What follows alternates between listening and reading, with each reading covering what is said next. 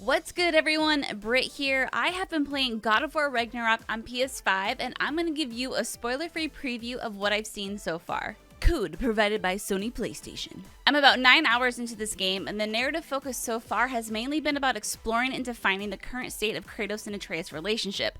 Kratos is still a daddy, but Atreus is now a teenager, and surprising no one, it's complicated. So complicated. Though I will say watching Kratos come to terms with his son turning into a teenager so far has been brilliantly executed. But they're not alone. Mimir, our favorite head, is back from the get-go along with his captivating stories and words of wisdom. I've also been pleased by how much I've been able to learn about Mimir and his past. I can't say much more than that, but it's been a definite highlight so far. You'll be reintroduced to some of 2018's best characters pretty early on, and I just love them all.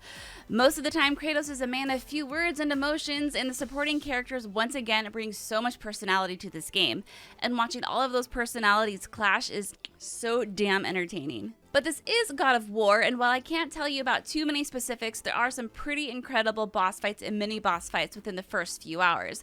I love the way these fights make Kratos feel like he's incredibly powerful, but also like he's up against some of the toughest foes he's ever faced. Throwing the Leviathan feels just as good as you remember, if not better, thanks to those PS5 haptics on the DualSense.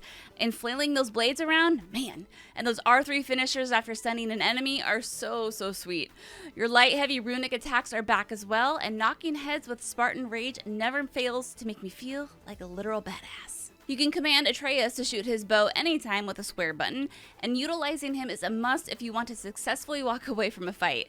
There are lots of different attacks and combos at your fingertips, and a nice progression system as well, so combat doesn't get stale. And this game is just stunning. Svartalfheim, one of the first major areas I've been able to explore, is beautiful with its blue waters, its architecture, and there is just so much to do. Rune puzzles, searching for Odin's Raven, side stories, new characters, lore, and that's all just in one realm, and there are nine explorable realms in Ragnarok. So I'm gonna stop now and go back to playing God of War, so I hope you enjoyed this preview.